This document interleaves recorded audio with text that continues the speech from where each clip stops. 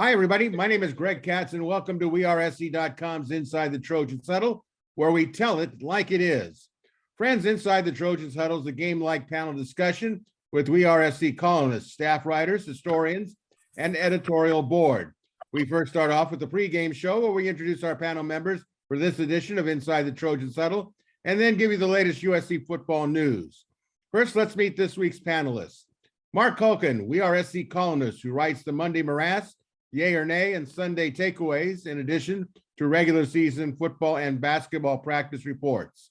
Chris Arledge, former William Jewell College defensive back and team captain, and WeAreSC columnist who writes the popular column, Musings with Arledge, and is a graduate of the USC Law School. Kevin Bruce, former USC first-team all-conference linebacker, team member of the 1972 and 1974 USC national champions, and Trojans team captain for the 1975 Cardinal and Gold, as well as WeAreSC columnist who writes the popular column Defensively and Offensively Speaking after every USC game. And Greg Katz, that's me, your moderator and producer of Inside the Trojans Huddle, and a weekly WeAreSC columnist who writes Fridays, The Obvious and Not So Obvious, IMHO Sunday, and an active member of the Football Writers Association of America. Before we kick off this edition of Inside the Trojans Huddle, here's the latest football news as of today's Monday afternoon taping, and there's a lot of it. The number 14 USC Trojans finally opened the 2022 season this Saturday afternoon at 3 p.m.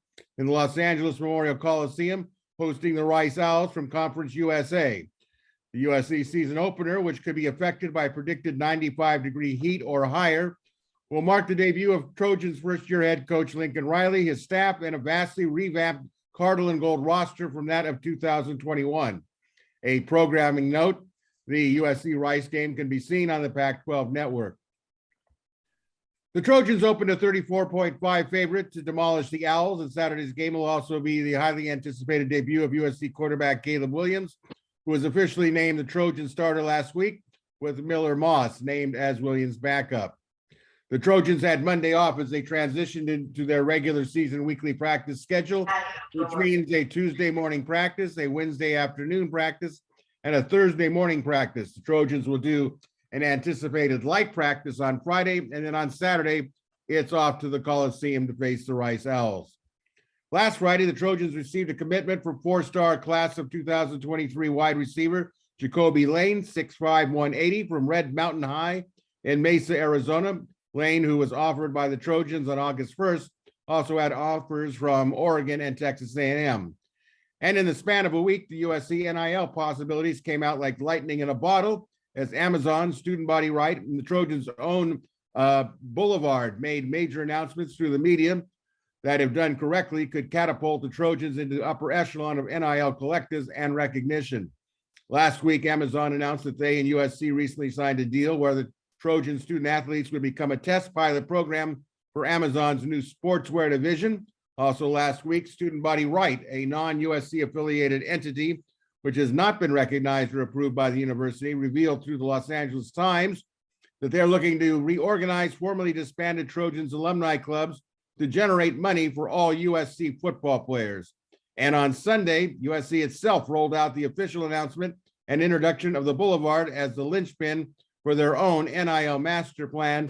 For the record, Boulevard says it is already focused on all players on the football team receiving money, and 33% of the $1 million Boulevard NIL contracts for the next 4 months have been allocated for offense and defensive linemen. A television programming note, former USC quarterback Keaton Slovis, now a starter for the University of Pittsburgh, and JT Daniels, named Monday the starter of the University of West Virginia, will face each other on Thursday night when the Panthers and the Mountaineers play at Heinz Field in Pittsburgh on ESPN. That's a 4 p.m. Pacific time kickoff. And on a sad note, former USC offensive standout and former NFL assistant Ernie Zampese has passed away at the age of 86. Ernie played at USC from 1955 through 56. As a punter, Zambezi still holds the record for longest punt in USC history, 85 yards. And Ernie was also a former offensive coordinator for the Los Angeles Rams from 1987 through 1993. And finally, friends, WeAreSC's Inside the Trojans Huddle greatly appreciates your viewer and listenership And we encourage those of you watching on sites like YouTube to click on the red subscriber and like buttons. It's greatly valued and it's free. And we also encourage you to check out wearesc.com and become a valued premium member of the best USC football and athletic news source around. All right, it's time for the kickoff in the first half and the first quarter. Normally during the regular season in the Huddle's first quarter, we give you comments and opinions of the previous USC Saturday game, but obviously the Trojans have not played a first game, so we'll use the first quarter to give a constructive review of the Trojans' offense, defense, and special teams heading into Saturday's game with Rice. Panel, let's first begin with the offense. What do you want to see from Lincoln Riley's offense on Saturday? But what do you actually expect to see on offense? Marc Kulkin, you're our leadoff hitter. So what do you want? What do you expect? So what I want to see is 50 points, 500 total yards, 300 coming through the air, 200 coming on the ground, and the backups playing the entire fourth quarter. I expect to see probably a result from too much adrenaline, some penalties, some big plays, and an easy win over an inferior team.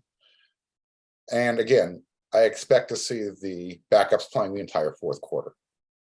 This should be a really easy game for USC. Rice doesn't present a lot of challenges, so I know we're going to get to that other part of the question later on. I just want to see the team look like they're coached well, which would be a dramatic improvement over last year. No question about it. Kevin, what's your thoughts? What do you want to see from the offense? What do you expect to see? Yeah, I'd love to see an offense that's able to convert third downs, regardless of yardage, either short or intermediate, long, I don't care. Convert third downs to first downs, maintain ball possession, and then score.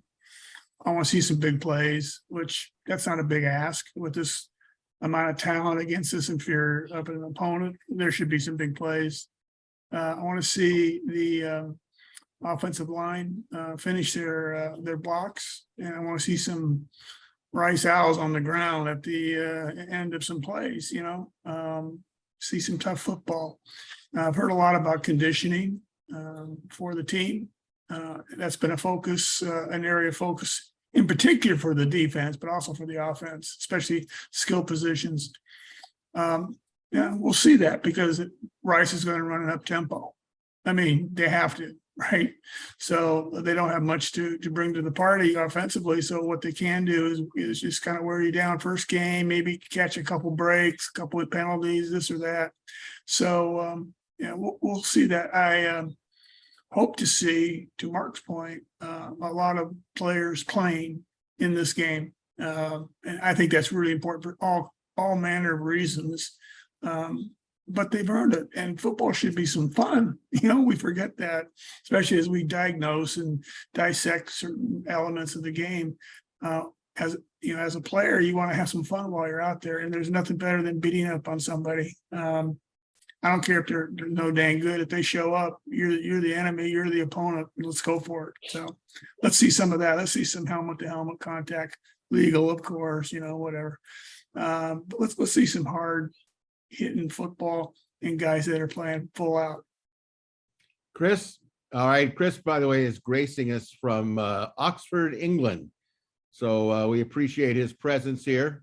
He's speaking, I understand, to a law class. So Chris, from a lawyer's perspective, what do you want to see from Lincoln Riley's offense on Saturday, but what do you expect to see? You really want it from a lawyer's perspective? Look, I am coming. Chris, I was just kidding. Let's get serious. Okay, well, let's get serious, Greg. Look, I am coming from England.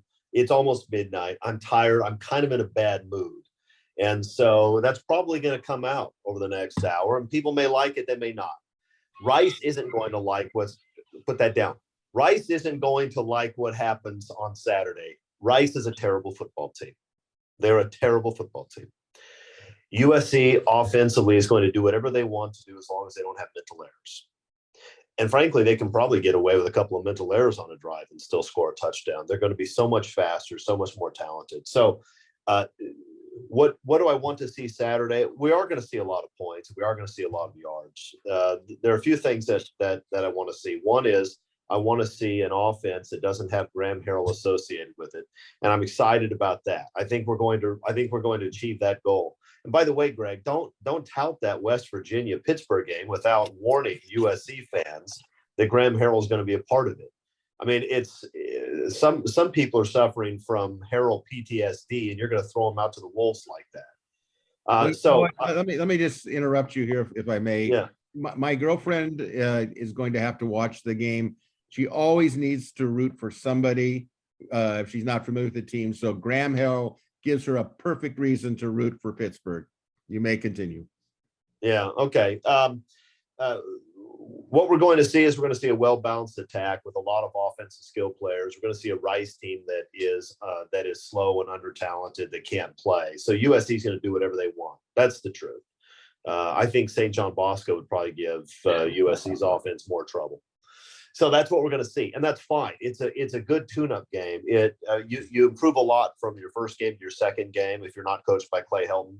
So I think that it's good that they can get the silly penalties and the mistakes where guys lined up wrong. All that stuff that happens in first games, you knock that out against Rice, so you're ready to play against the rest of the schedule. That's what we're going to see offensively. All right, I agree with you. I would say I want to see a running game that's efficient. I don't care if it's Rice or it is St. John Bosco. I want to see them run. I want to watch guards pull and trap. I want to see a diversified offense. I want to see an offense that's efficient. And I would like to, as you guys would like to see, I'd like to see a lot of players on offense play, because I think it's important that they get this opportunity, hopefully in the fourth quarter at least, to get some experience, especially with Stanford coming up and a more physical opponent. So that's what we're going to see on offense. Let's turn our attention to the defense. What do you want to see from Alex Grinch's defense? But what do you expect to see on defense, Marc Kulkin? So, look, I think everyone's going to come say the same thing on this. We want to see the team tackle the first time they meet the ball carrier, not down the field because they're being dragged down the field. I want to see at least a +2 on the turnover margin, and that means USC has 0 turnovers, so they should create at least 2. I'd like to see at least 3 sacks from this defense. I want to see a couple of personal foul penalties, and I want it's for being too aggressive. And Lincoln Riley said he's going to be okay with that. So if he's okay with that, I'm okay with that. If we see, one of our linebackers hitting the quarterback or a running back too close to the sideline, and the official just happens to throw a flag, we can deal with that. I'd love to see a shutout. The last time these two teams played was, Greg, you were there, 1971. Let's keep that shutout going. I would love to see a shutout for the first game out. All right, Kevin, you're the defensive former captain of USC and national championship team. I know that defense is especially close to your heart. What do you expect, and then what do you think you'll see? Well, what I would like to see is an aggressive defense, and we're going to see that, right? Grinch will stun a lot. He'll move the players around. They'll cross each other's paths in certain techniques, and that's what he does. And he puts a lot of pressure in the backfield, opens up a lot of not so much running gaps, but gaps further downfield for a throwing team. But with Rice, you don't need to worry about it. I mean, throw the ball fine. We'll probably intercept it, given what we have in the backfield. I think people are going to be very surprised. It'll be hard to tell against Rice, but I think folks are going to be very surprised on how good this defense is going to be. Tulipotu is going to own the Rice center. The Rice center may not even show up. They may send somebody else in the field because he's going to own them. And by owning that position, a lot of things happen along the line of scrimmage that are bad for Rice, good for us, and I absolutely expect to see that. We'll see some good big plays. We'll see some passes the knockdown, tipped, maybe we'll get a couple picks out of that, to Mark's point about +2 on turnovers. We're going to see some work. I want to keep my eyes on the cornerbacks to see if they can play run defense at all against a team that really can't run, but that's the best you got. That's who we scheduled there, and they'll show up. So God bless them. But I have my eyeballs on that in particular. I'm a little concerned about our cornerback play on run defense, not so much pass, but on run. And we'll see what happens with the secondary alignments and how much substitution goes on there. I think there'll be quite a bit, actually. Other than that, it'll be just a nice day in front of the TV. Okay, Chris, you come from the defensive side of the ball as a defensive back. What do you want to see, but what do you expect to see on defense? Well, Rice likes to run the football. I don't know that they're particularly good at it, but they like to run the football. And if you're Rice and you're looking at the USC offense, you want to keep those guys off the field as much as you can, right? If you can hold USC's offense to 11 or 12 series rather than 18, you probably save yourself 30 points. So I think they're going to run the football, and USC shouldn't struggle with Rice's running game, but we'll see. I mean, we'll see if USC struggles with Rice's running game. Rice isn't going to run for 300 yards. I'm not talking about that. I'm just talking about if Rice is able to put together 6, 7, 8, 9 play drives, most of it on the ground, then I'm going to be worried. I don't think that's going to happen, but we'll see. I want to see a defense that flies to the football. We need lots of guys on the ball carrier, and I know that's something that Grinch talks about a lot. That's something that every defensive coach should talk about a lot. It's not something we've seen a lot from recent USC defenses, so I want to see that. What else are we going to see? We're going to see a lot of guys play, and that's good, because as the season goes on, one of the most important things for the defense is going to be how well that second group along the defensive front can play. And so we're going to see a lot of those guys on Saturday, because it's going to be a blowout and it's going to be hot. So I'm curious to see what those guys look like, and whether or not we're deeper than 4 or 5 deep on the defensive line. And so we'll see. Again, this game is not going to be a challenge because Grinch plays so aggressively. Rice will have an opportunity to make some plays, and they might make some.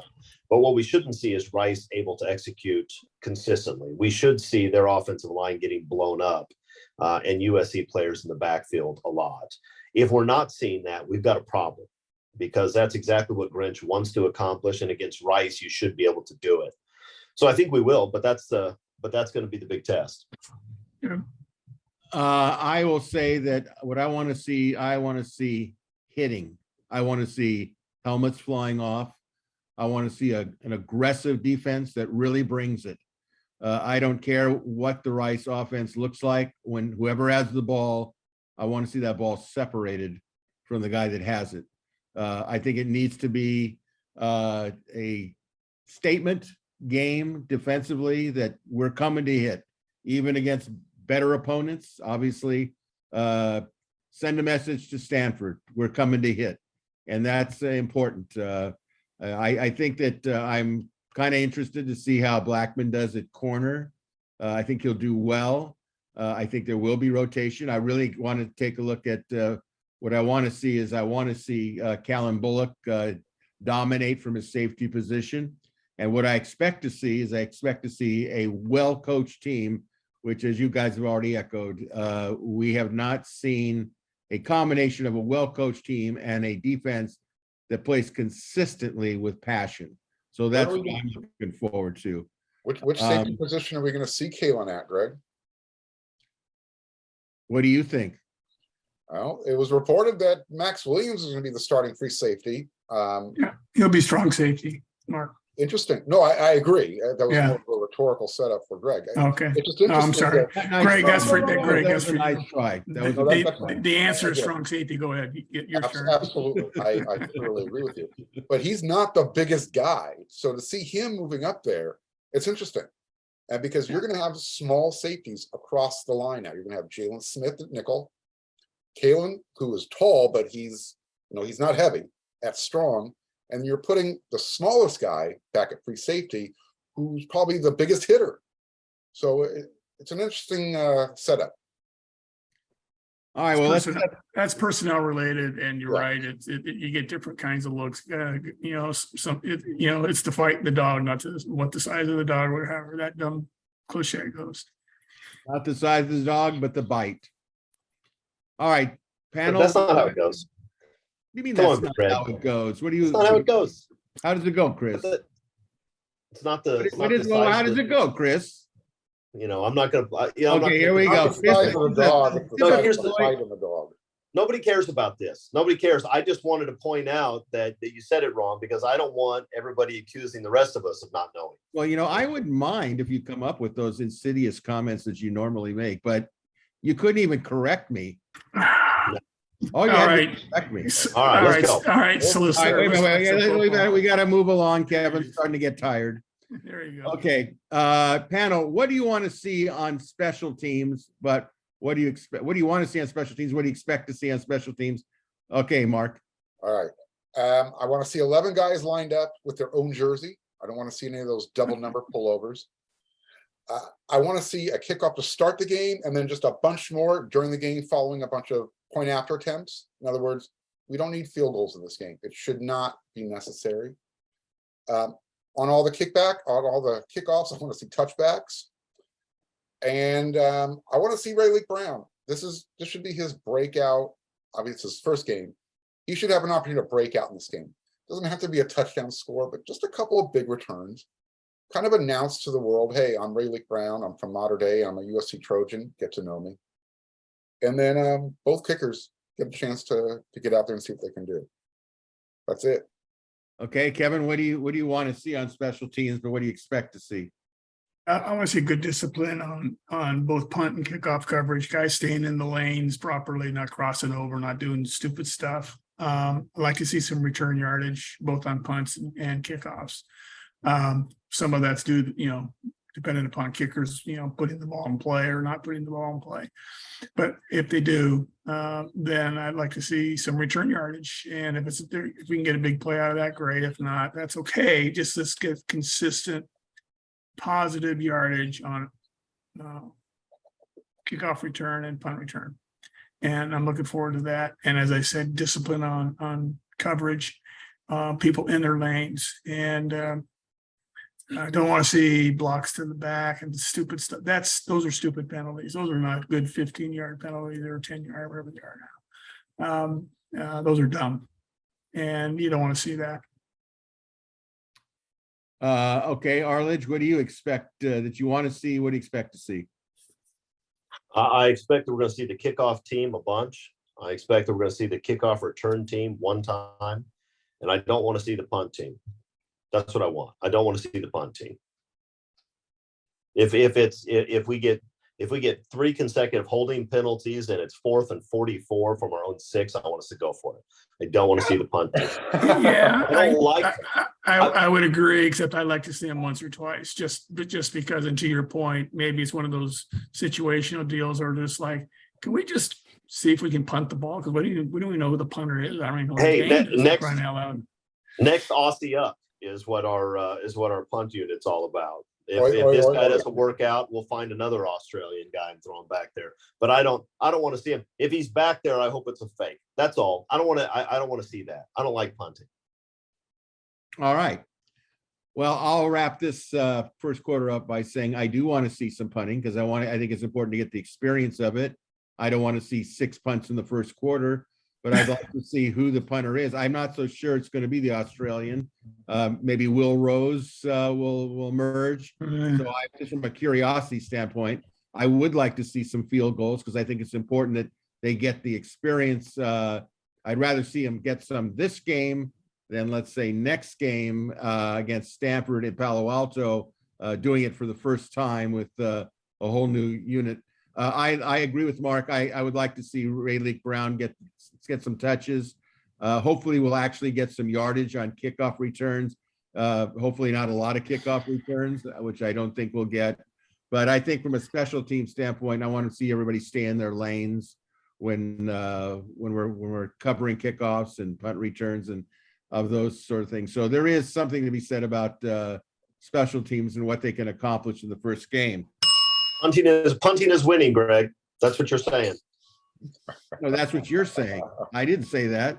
Nice try. The second quarter. Let's begin the second quarter with a look at the Rice Owls. Last season, the Rice Owls from Houston, Texas, finished the regular season with an overall 4-8 record and a 3-5 Conference USA record. Rice is coached by Mike Bloomgren, now in his 5th season. Bloomgren is a former offensive line coach for the Stanford Cardinal under David Shaw. He has a 11-31 record as the Owls head coach. Rice returns 14 starters, 6 players on offense, 7 players on defense, and their punter.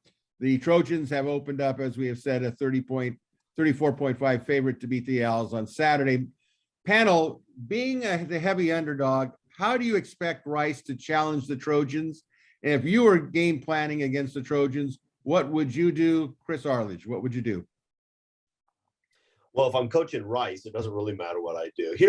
I want you to realize how hard it is to be as terrible as Rice is when your school is in Houston.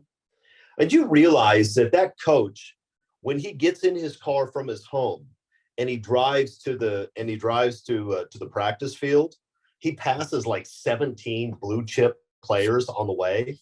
I mean, he probably like brushes into some of them on the sidewalk. He just runs into them randomly. There's so many out there.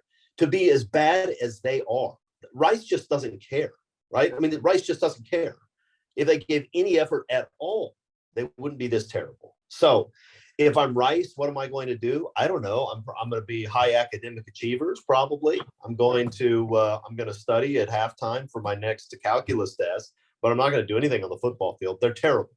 So, but if you force me to do my best, what would I do? I try to keep that USC offense off the field as much as possible. They're going to score at least 7 out of 10 times that they get the ball against Rice. So you need to limit the number of times they do it.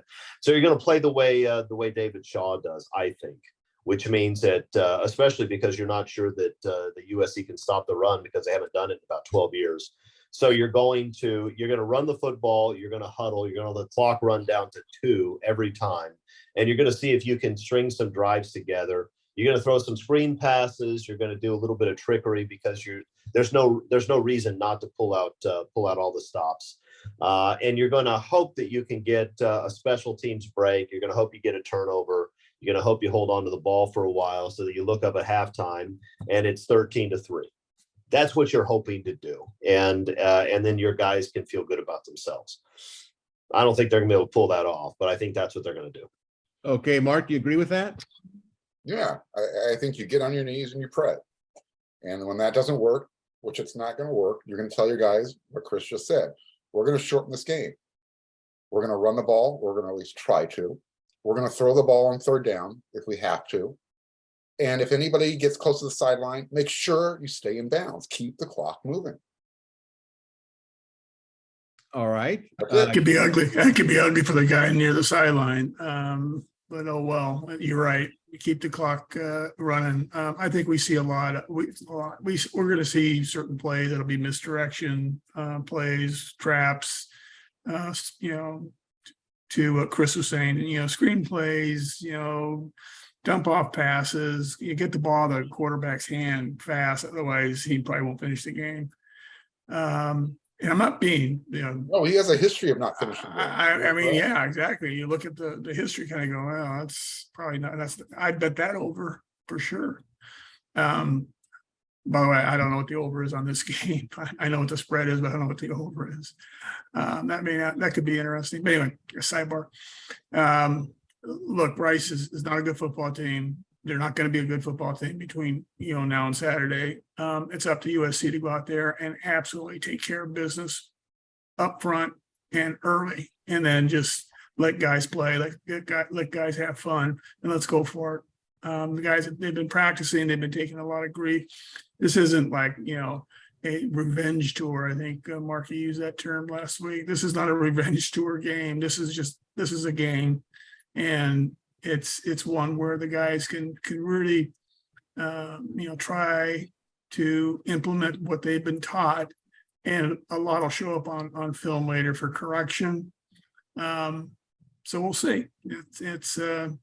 I think we're all saying the same thing. Rice doesn't stand a chance, right? So, God bless him for showing up and cashing the check.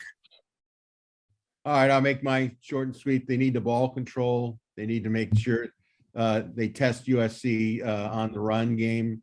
If they don't, there's going to be a lot of points scored. And I really think that Rice is in a difficult position. But then again, so is USC. They've got a nation watching them. They've been so hyped up. It's almost like they're knocking on the door of a college football playoff situation. So it's how they play. It's how the Trojans play, not necessarily the final score. Yeah, Well, regrettably, they it's talked on about Pac-12 network. So I get it. I'm in Dallas, so I'm not in England, but I'm in Dallas. And I get it here, but I don't know how it works in Southern California this season, right? So I know that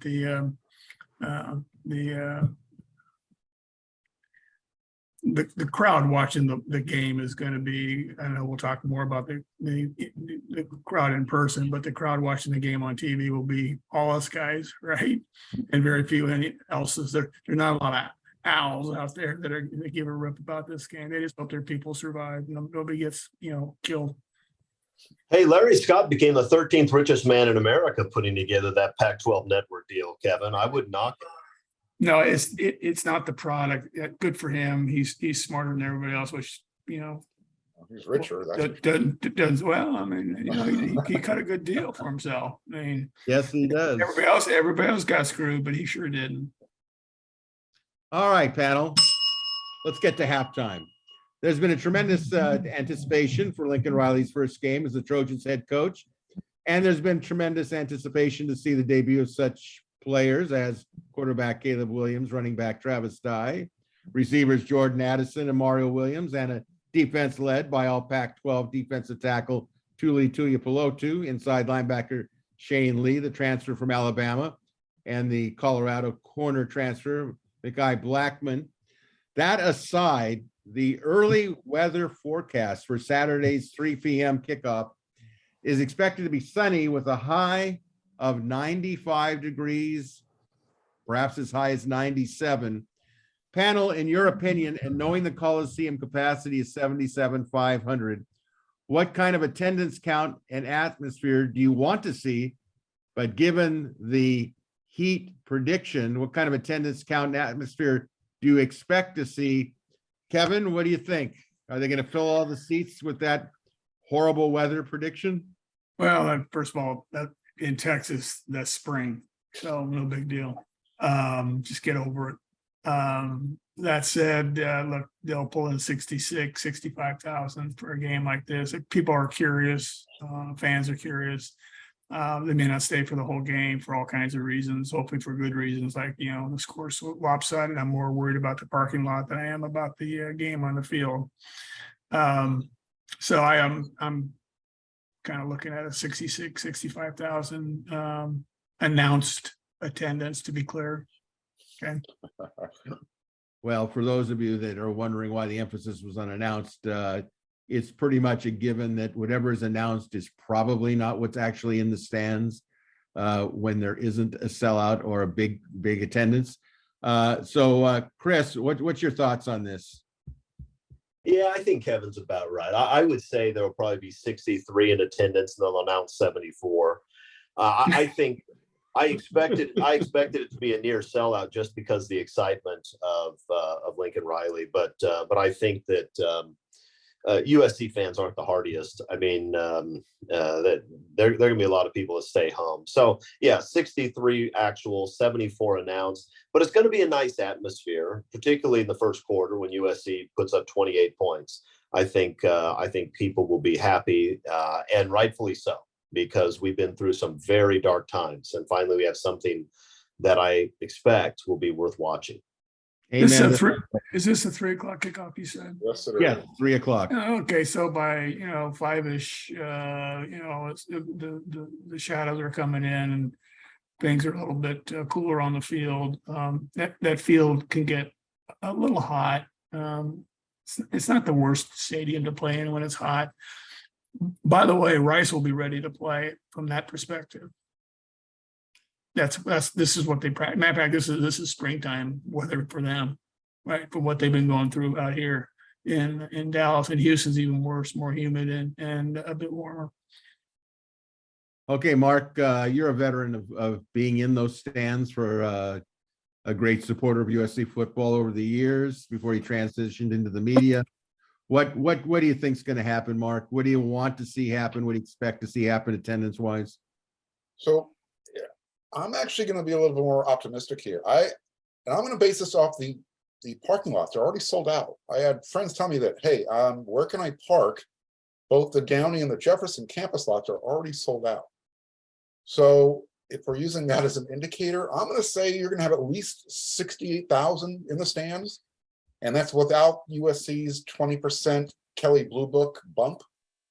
You're gonna have a good crowd. And again, yeah, it's gonna be hot at the beginning, starting at 3, but by halftime, 5 o'clock, around that time, the shadows kick in. Be a good crowd. Lincoln Riley is going to bring that passionate fan back into the stands. All right. Well, I've got some thoughts on this, of course. I think it would have been near a sellout, maybe even a sellout if the temperature was much lower.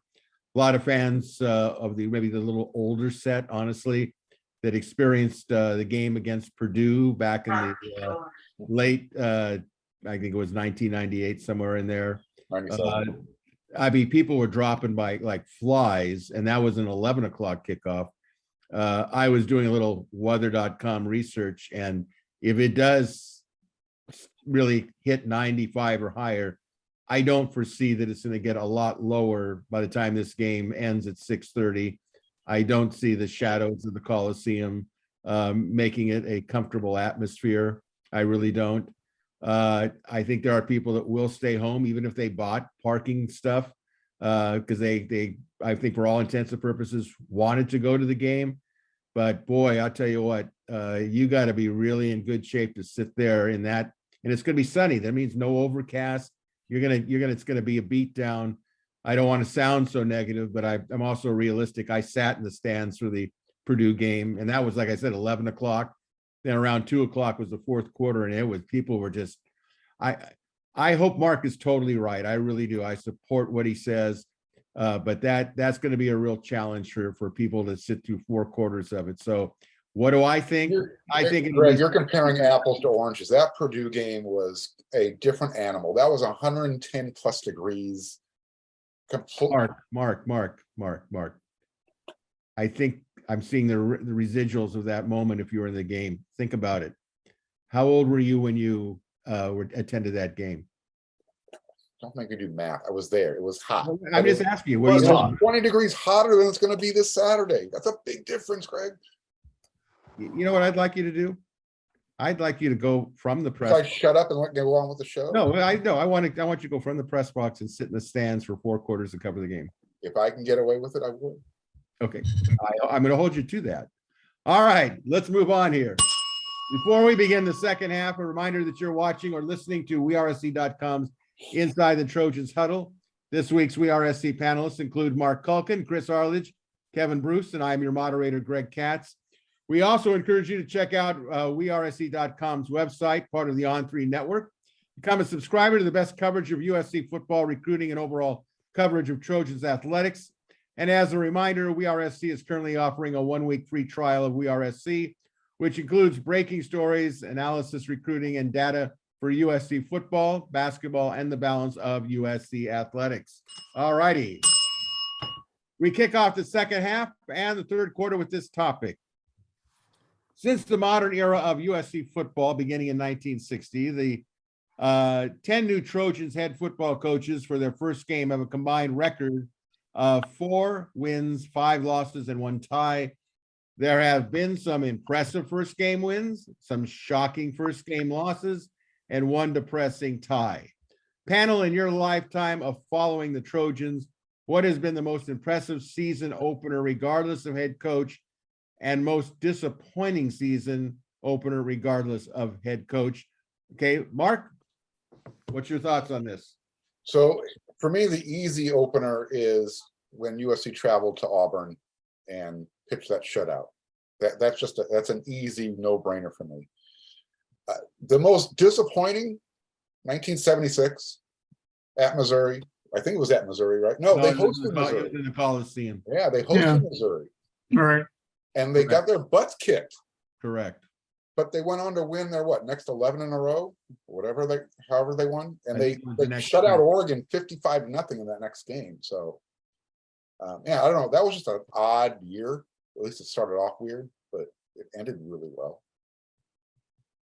All right, Kevin, do you have any memories of those wins and losses? Oh, yeah. It doesn't have to be a first-year head coach. It's just what Yeah. game. Season opener, right? Season No, I get opener, it. right, correct. Yeah. Yeah. One I'd love to forget was the Alabama game here in Dallas.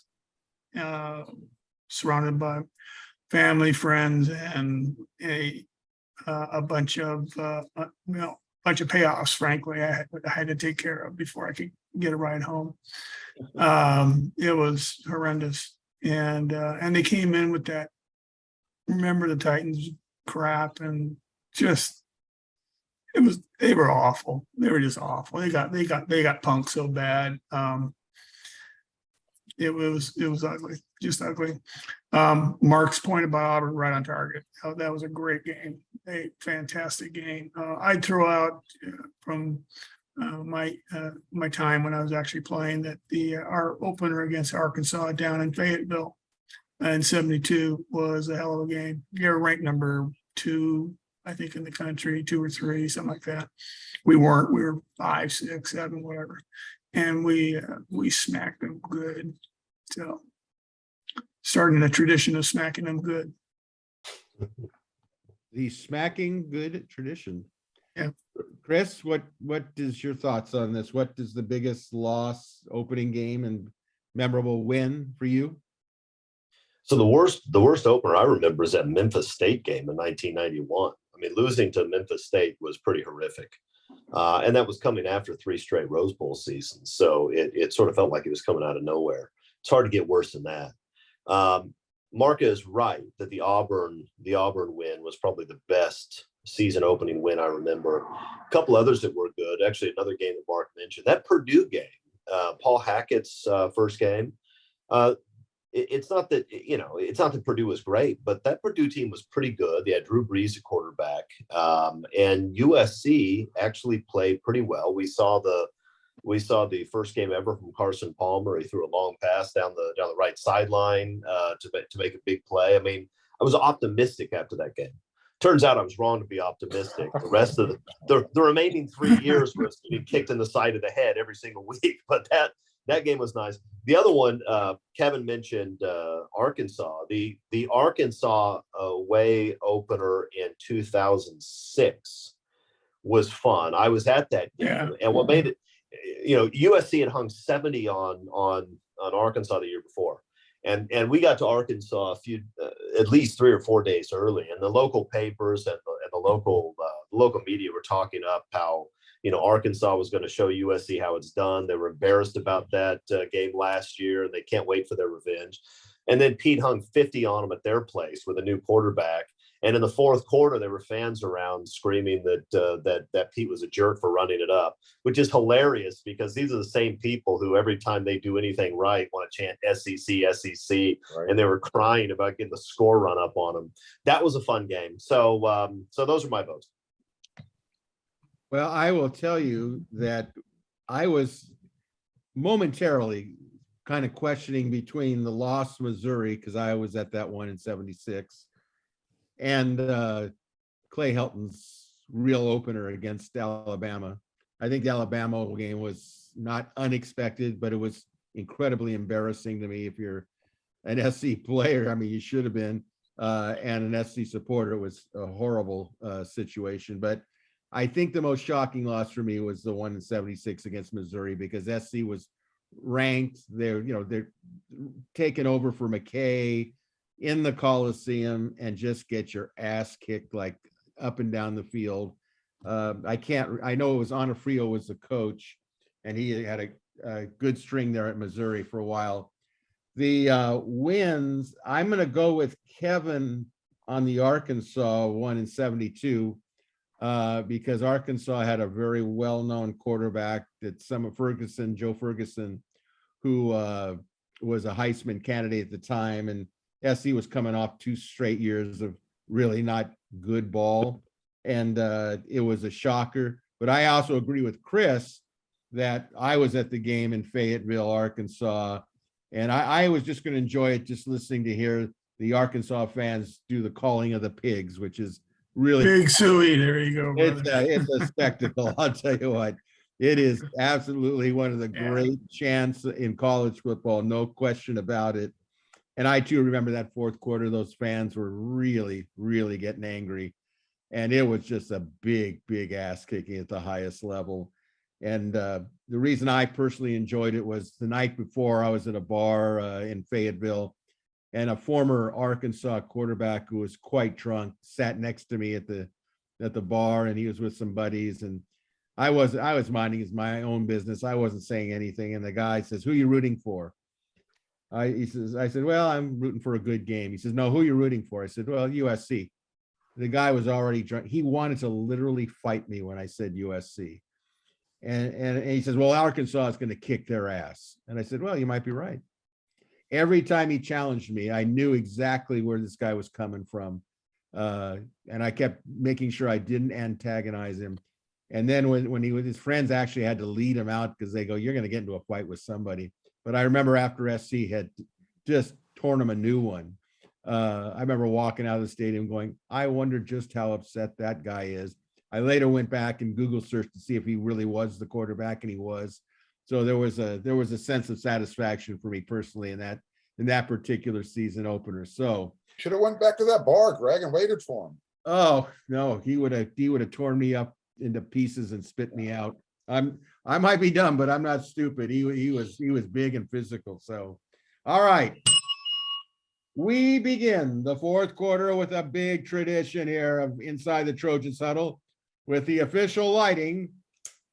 Like I said, the official lighting of the Chris Arledge lighting of the Coliseum torch in preparation for Musings with Arledge. So let me get this disclaimer in very quickly before he's unleashed. A reminder, any comments or opinions expressed by Chris Arledge are solely those of his own and are not in any shape or form a reflection of the opinions of wearesc.com or the On3 network. Any republication, rebroadcast, use, or other description of Musings with Arledge without the express written consent of the SPCA and the unofficial Clay Helton Georgia Southern Fan Club is strictly prohibited. And now, ladies and gentlemen, we bring to you a favorite of Inside the Trojans Huddle, this version of Christopher Arledge's Musings with Arledge. Well, thank you, Greg, for that kind introduction. All right, listen, people, it's late and I'm tired because I am in England. So I'm going to be quick. I'm not always quick in these, but I'm going to be quick, or as quick as I'm capable of being. I was in London the other night and I went to see the show Hamilton for Oregon alums. Alexander Hamilton was the Secretary of the Treasury for George Washington. And also, I believe, one of Greg Katz's high school teammates. Yes, it's interesting watching the American Revolution take place surrounded by British people. They took it well. They actually took it well. They even stood up and applauded at the end. And it occurred to me that these Brits probably took it better than their great ancestors did, largely because of expectations. Because the Brits now are sort of like UCLA. They saw the loss coming, they expected it, and it didn't really hurt them that much. So they were okay. Life is all about expectations. If you find yourself in Arizona, there's absolutely nothing wrong with that. It's a beautiful state and there's some nice things to do.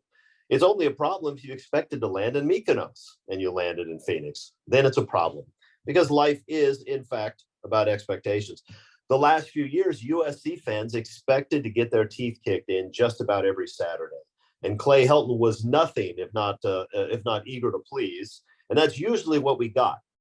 It never stopped hurting entirely, but because our expectations were lessened, the pain was dulled a little bit, right?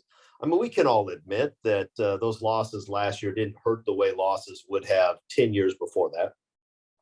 But this is a problem. Expectations at USC should always be high. We're not UCLA. Why should we root for a team that we expect to fail? We put powder blue on if we wanted to do that. That's part of their DNA, but not ours. This year expectations are high. So there are two things that I want to do. Number one is I want to talk to USC fans about proper expectations. Because during the Clay Helton years, we had a lot of people who, when USC would win an ugly game, they wanted to tell us it's okay. It only matters that we got the W. As long as you get the W, doesn't matter how ugly it is. I want to be very clear about this. That's a lie. And it's a lie for a bunch of reasons. But the biggest reason is because if you continually go on the field and put a crap product on the field, you are going to get those L's eventually. You just are. So expectations for this year, not only to win a lot of football games, and USC really should win a lot of football games, but also to look good doing it. Even championship teams have a down game or two. And the difference between a championship team and a non-championship team is that the championship team finds a way to win on their off week, right? This is the difference between 2004 and 2008 USC.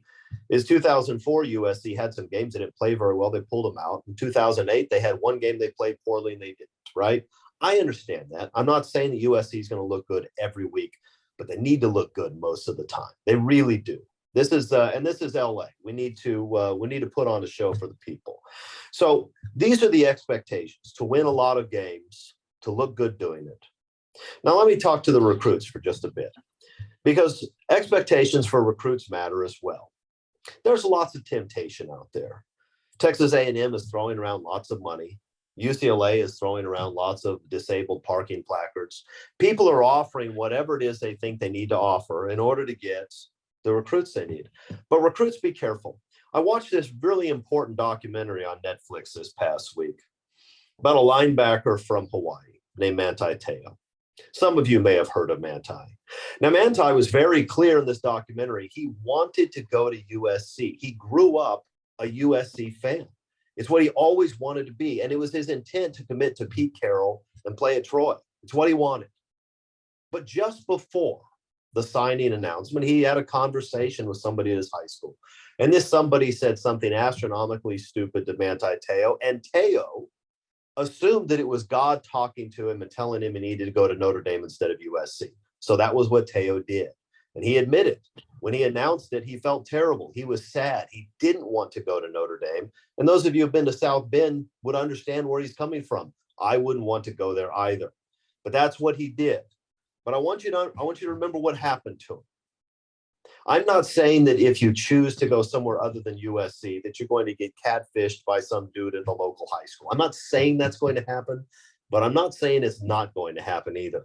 I just think it's important to learn from other people's mistakes. So recruits out there, go and watch the Manti Te'o documentary and see what happens when you want to go to USC, when you're offered by USC, when you have the chance to go to God's favorite college football program, and you choose to go somewhere else instead. I want you to understand what's going to happen to you. Don't be Manti Te'o. Don't have a documentary on Netflix about you 10 years from now. That's not what you want. Just choose Troy and everything will be good. That's all I have to say. I'm tired. It's almost time to end this show. I'll give you more next week. Maybe even something better next week. I don't know. Chris, you were great. And it pains me to say that. Again, the great Chris Arledge. And we do begin the fourth quarter questioning with our first week of predictions. That's what we do during the regular season. So let's get to it. Panel, predict the winner of each game. If you want to give a brief comment, go ahead. But let's keep it rolling. Let's take each game in the order of how it's going to be during this week, at the end of this week, and through Saturday. All times listed are Pacific time zones. We'll go in the order of Kevin, Mark, Chris, and then myself, and we'll just keep going around the clock. We'll start off with Thursday. This Thursday, September 1st, Northern Arizona at ASU. That's a 7 p.m. Pacific time kickoff on the Pac-10 networks. The odds off the board. So Kevin, who are you picking? Yeah, I'll go with ASU. I know that smart money might be going elsewhere, but I don't see NAU having having enough to get it done. Just sheer talent or lack of. Yeah, yeah, I agree. Arizona State should win. I went over Northern Arizona's roster. I recognized one name, and that was Bob Connolly. So Oh, my goodness. yeah, that's it. Tell our listeners, our viewers, if they don't know who Bob Connolly So is. Bob Connolly was the offensive line coach at USC back in 2015, right around there. One of, I think, a quartet or 5 guys that were offensive line coaches in successive years, I think. Yeah. ASU, they're not going to be very good this year. I don't know if Herm Edwards even makes it through the year, but they should be able to beat Northern Arizona before the wheels fall off. Okay, Chris? Yeah, I don't want to talk about this game. ASU is going to be terrible this year, but they're going to win this one, and Herm Edwards will not make it through the season, nor should he. Should have been fired a long time ago. Yep. Okay, and I agree with Chris on this one. So there it is. We move on to Friday, September 2nd. TCU, Texas Christian University at Colorado, 7 p.m. ESPN. TCU by 13.5 points. Kevin? TCU. All right. Mark? Yeah, I'll take TCU. That's just how bad Colorado's going to be, even at home. And I'm not a big Sonny Dykes fan at all. Christopher? I'm not sure I'm a big Sonny Dykes fan, but I'm less of a Carl Jarrell fan. TCU easy. And again, it pains me to agree with Chris, but I think he's totally spot on for all the reasons. So there you go. Let's move on to Saturday, September 3rd. Bowling Green at UCLA, 11:30 a.m. Pac-10 Networks. UCLA is picked by 24.5 points. What's happening, Kevin? Yeah, I was paying attention. UCLA wins that one. Yeah, Mark? yes. Why were you even talking about this game? I don't know. But Chris? UCLA with an absolutely embarrassing non-conference schedule. I mean, really, they should be ashamed of themselves. This is probably the best team they're going to play in their non-conference schedule. They're going to win this one, of course. They're going to get 3 easy wins, but it's shameful. All right, I'm going to go out on the limb here and take UCLA. Now, I think I was told today that Paul McDonald's son is the quarterback of Bowling Green. Oh, well, I take it back. What are you taking back? Bowling Green. I hope he doesn't get hurt. So there you go. All right, so I think we're all in agreement the Bruins are going to do it. Arizona at San Diego State, 12:30 p.m. CBS. San Diego State is favored by 6 points. What say you, Kevin? I'm San Diego State. Mark? I'm going with Arizona in the upset here. Chris? And I'm serious. So I'm not just being contrarian. I'm really picking Arizona in this game. Okay. I think Arizona's going to be better this year. I think it's going to be a close game, and I think they can pull it out. I'm going to go with the Wildcats too. I'm going to go with San Diego State because I think it's the inaugural game at their new stadium. Good point.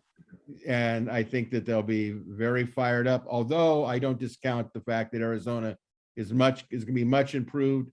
They have Jake DeLora at quarterback, who I think is really a good quarterback, and that could spell real trouble for San Diego State. But I'll give them the honeymoon point totals because it's a first game at the new stadium. All right, Oregon at Georgia, 12:30 p.m. ABC. Georgia by 17 points. Kevin. Yeah, that's a Georgia beatdown. All right, Mark. Yeah, Bo Nix is your starting quarterback at Oregon. That's all you got to say. Dan Lanning is going to get his butt whooped. Is Chris, you agree with that? Yeah, this is. I'm going to get the Clubber Lang prediction on this one. Pain, and I can't wait. I hope Georgia runs it up. I hope they get to 70 in this one. Georgia's not going to be as good as they were last year, but they're still loaded with talent. And last time Bo Nix played Georgia, he looked like a high school player. I can't wait for the beatdown. I'm really excited about it, Ducks fans. All right. Well, I have to admit, and I don't like to say this, but already Dan Lanning's getting on my nerves. The coach of Oregon is a little too brash. He has never coached been a head coach, and he's talking like he's reinventing Oregon to be a new Southeast Conference level team. I get the idea of trying to build his program up, but he's going to get humbled. And I think the game's being played in Atlanta. And It not- is, which is, let me tell you, September in Atlanta. Well, it's indoors. Oh It's my indoors. gosh. Well, it is indoors, but it's just brutal, guys. It's It just is a tough brutal. place to play. God, good Lord. And then and that's not counting the team. It's just going to steamroll you. I'm Right. looking forward to it. Yeah, I think if Georgia gets rolling, the new head coach of Oregon is going to make Chris Arledge really happy. 70. I So- want 70. Well, we're going to hold you to that. Yep. All right, mighty UC Davis at Cal, 1 p.m. Pac-10 Network, Bay Area only. The game is actually off the boards right now, but Let's take it off our board. Yeah, it's interesting. You said Pac-10, which is probably right. It's kind of funny. I know this is- well, I'm already- Since two of us are leaving. you know. But UC Davis may be able to join the conference soon. Well, they may get an invitation, you bet. Yeah. So Hey, they beat Okay. Stanford once, so why not?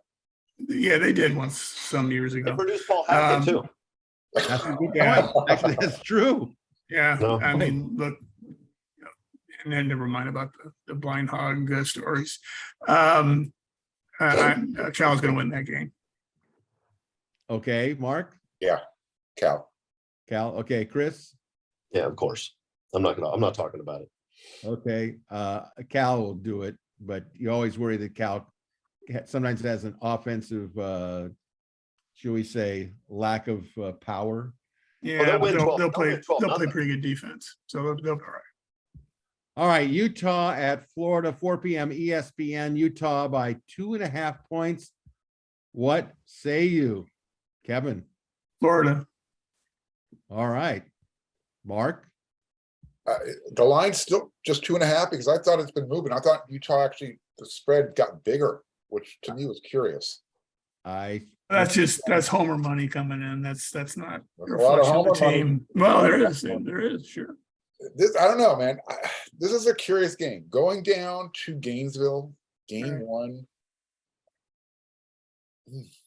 I just don't think I gotta Utah go with travels Florida. I gotta well. go They with don't know Florida. what they don't. Yeah, they don't know what SEC is all about or But ACC. Kyle Whittingham, his team will be coached well. They play Oh. disciplined ball. And look. And they've Tight got spread, it. They tight retrieved spread, their starting quarterback. tight spread. So okay, but they're not enough to win the game. They don't have enough. Yeah, this is a tough one to pick. All right, Chris, is it tough to pick? No, Florida's going to win the game, but the Swamp is going to be a tough place to play. The Florida fans are going to be excited. They have a new coaching staff, who I think is a pretty good coach. Florida's going to be pretty good offensively. I think they're going to have better athletes across the board than Utah. Utah will be tough and disciplined like they always are, but Utah is not elite athletically, and they are a good 14 points worse on the road than they are playing at their Right. place at night. So Florida wins this one. Utah will put themselves fine. They'll play well, but Florida will win. I agree. I think Florida will win. I think Utah is a different team when they're not at home for a lot of obvious reasons. And I'll tell you what, I have been to Gainesville when it's this time of the year. It is Brutal. It's brutal. I don't Yeah. care if the sun is out or it's not out. Utah is No, going it's worse. It's worse when it's out and it's bad. It's And that is a horrible. tough place. Utah doesn't travel well, and they're just welcome to Gainesville, guys. Yep, the game is gonna be very interesting. I'll put it this Yeah. way. All right. All right, let's take a look at Colgate at Stanford, 5 p.m. Pac-12 Network, Bay Area only. Another game that's off the board. Kevin. Yeah, I didn't know we had like a toothpaste going against trees. I didn't know that was cool. So Yeah, they are known as the dental creams. Stanford will win that game. So Okay. Mark. The library. yeah. Wow. Chris. I'm not talking about that game. They should never schedule Colgate. That's It's stupid. I agree. ridiculous. Pepsodent would have been better. Apparently Dartmouth wasn't available this year. Yeah, crest. Oh, well, we're not going to go down that path. Yeah. I'll go with Stanford, the trees. Idaho at Washington State, 6:30 p.m. Pac-12 networks. Washington State again. It's not on the board. Yeah. Washington State wins that game. Yep. And another yep. So Washington State, you're going to win. Boise State at Oregon State, 7:30 p.m. on ESPN. Oregon State by 3 points. Yeah, I'm going to go with Oregon State on this one. My heart goes in another direction, but that's just the way I see it. It's, it's early in the season, weird things happen, right? So this could be one of them, but not that night. All right, Mark, are weird things going to happen? You're only gonna have half a stadium erected, so you're not gonna have a bunch of Boise State fans making the home field advantage. So let's go Oregon State. Well, they can't play on green grass anyway, so. Chris? I'm going Boise. I think it's going to be. Look, these are Oregon State now with Jonathan Smith is sort of an overachieving program. Not great athletically, but they're tough. They play hard, which is sort of what Boise's been for the last 15 years or so. I think it's a good football game. I'm going to pick Boise. I think Oregon State takes a step back this year. Yeah, you might be right. But All right, we'll see. I'm going to take Oregon State. I think Jonathan Smith's a wonderful coach. I don't really believe in overachieving because if you didn't have the ability, you wouldn't get there. And I think he gets the best out of his players, so they're achieving at their level. So I think that Oregon State is going to win. And yes, I think half a stadium. So how did Clay Helton become USC's head coach? Using that logic. All right, we'll accept that. Put that in the record. Kent at Washington, 7:30 p.m. FS1 Washington by 21.5 points. Kevin? Yeah, these are kind of easy right now. That's a Washington win, even if Sarkisian was the coach. Wow. Okay, Mark. Yeah, I'm surprised this one's on the book. So Washington, only 21 points, huh? That's what they said. Take the over. Chris? Has anyone here actually ever watched Kent play football? I know I No. have not. I'm not going to talk about this game. I don't even know who they are. Kent what? Well, it used to be Yeah, Kent State, yeah. right? Yeah. I mean, I know. Didn't Nick Saban get his coaching start there? Or did he go to school there? Don James got his coaching start, I think. I knew somebody. Didn't he? I don't know. I mean, I know about the National Guard incident in the early 70s. That's all I know about Kent State. And now they're not even state. They lost their statehood. I don't care about that game. I'm not talking about them. All right. Well, I'm going to go with the Huskies, and hopefully they have a good outcome. It's a great place to watch a game at Washington. Oh, I don't want them to win. I just think they're gonna win. I mean, come on. There's nothing I like about watching it, even though my dad went there. So too bad. Oh, wow. That's what he thought about USC. So hey, He didn't root again. He didn't root for you when you played at USC. he said he would not. For the 4 years I played, he would be okay with USC. And that was it. After that, he would continue to hate them, quote unquote. Well, what a wonderful transition now. Let's go to Rice at USC, 3 p.m. on the Pac-12 networks. I don't know why I want to say Pac-10 networks. I'm already thinking 2 years ahead of time. All right, SC by 34 points. Kevin? Yeah, gee, I think we might win this one. It could be a squeaker, it could be a field goal. One of those Aussie guys gonna have to put one between the uprights, and then okay, we'll be all right. But I don't want to make fun of this. This is look, it's on this. It's scheduled. The guys are gonna show up. They're gonna play. They're gonna play hard. They're gonna play everything they can. Some guys are gonna get hurt, maybe badly, and so forth. But obviously, we win the game. B, we're gonna rip the spread apart. Rip it apart. And I'm not sure what the over is right now. That is a dicier call. Mark? Yeah, USC will cover. They'll win this game easily. Period. End of story. Chris? If Clay Helton was the coach, this would be a 3-point game going into the fourth quarter. And he'd talk about how USC was Warriors. But Clay Helton's gone. This is going to be a beatdown. USC covers easy. They get 600 yards offense. Good point. I agree. But now, because of popular demand and kind of a segue into this, a new weekly prediction feature presented by the unofficial Clay Helton fan club, where the panel predicts the outcome of Gentleman Clay's Georgia Southern Eagles weekly. And they are opening up with Morgan State Bears at Georgia Southern, 6 p.m. Eastern time. It's on ESPN3 if you want to see it. The odds are Georgia State by 39 points. I think it's appropriate that we start off with Kevin. What's going to happen? Yeah, I think he meant Georgia Southern, not Georgia State. Just Georgia still a state. Did I say Georgia State? Unlike Kent State is God. not.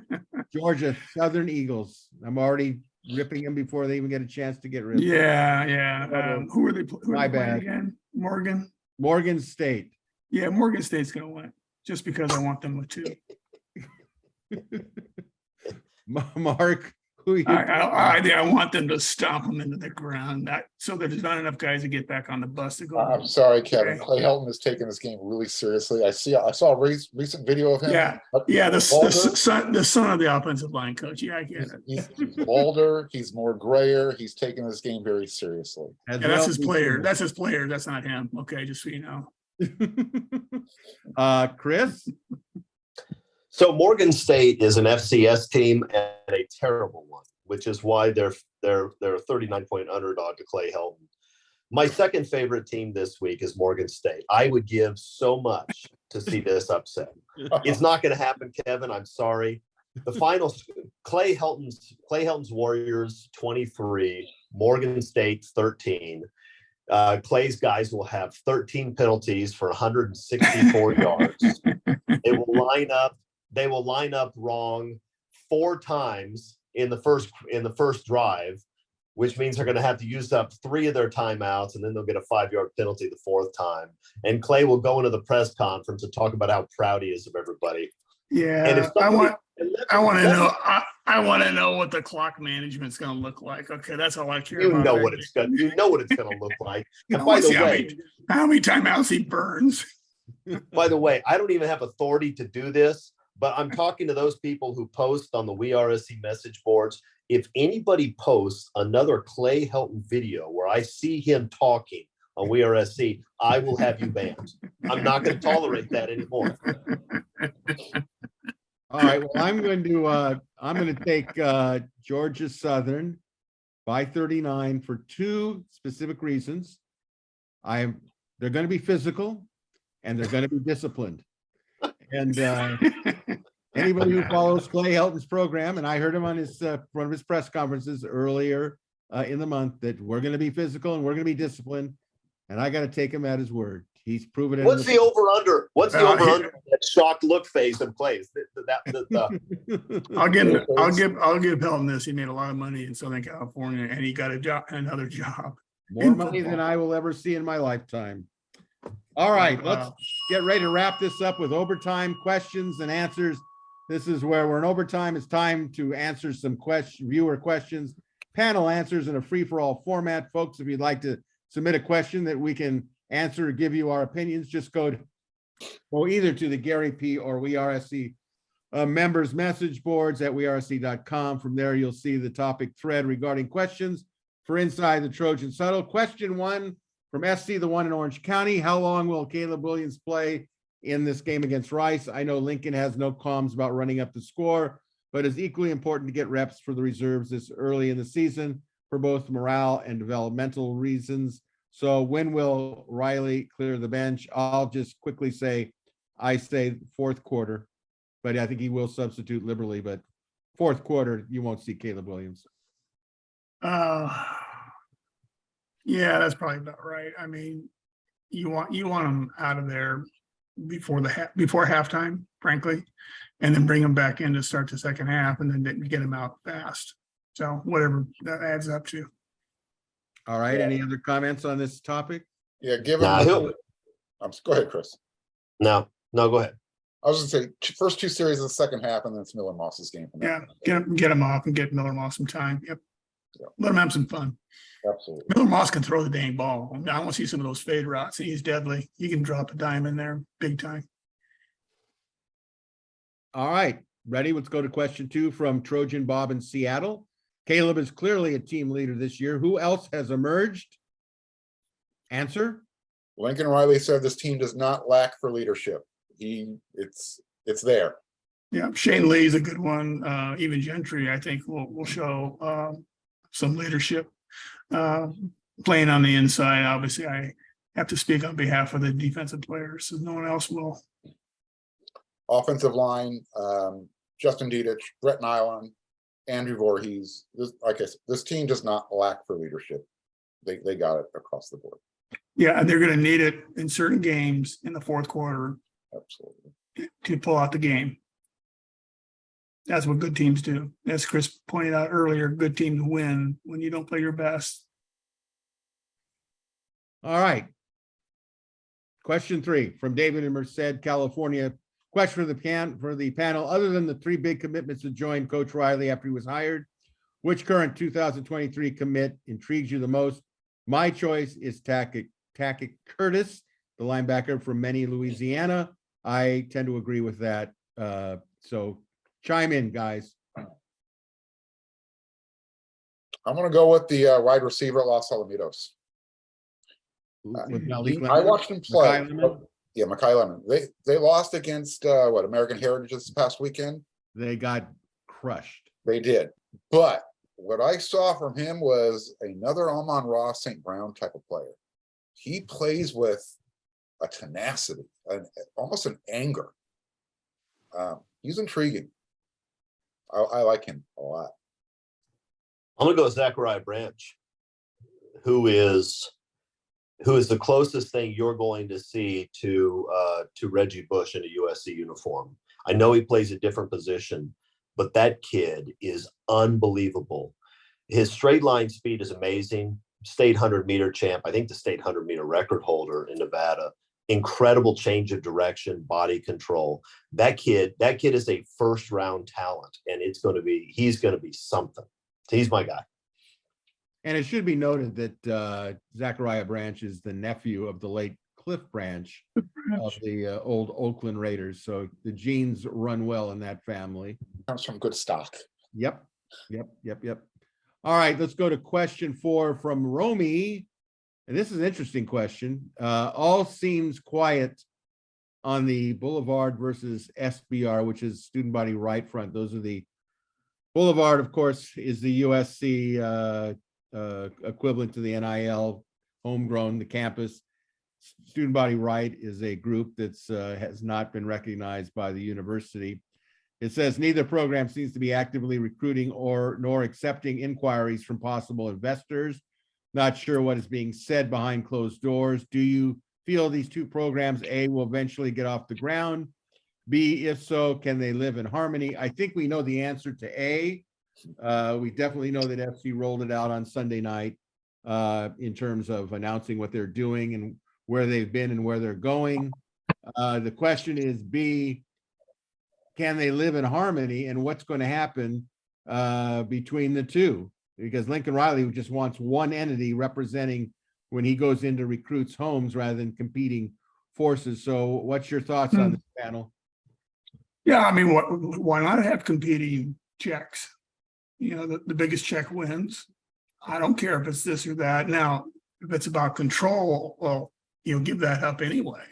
It's not your money, Lincoln. Sorry, you make a lot, but you're not running the show. With respect to NIL, a whole bunch of other people are.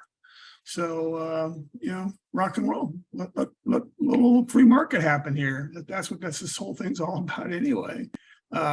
Let's just get it right and make sure we pay the guys that we need to pay them well. I mean, never thought that'd come out of my pie hole, but it sure does now. I mean, amateurism is over. Comes to college football. Right? Mark, go ahead, Chris. SBR exists because of a perception that USC was dropping the ball in the NIL wars, right?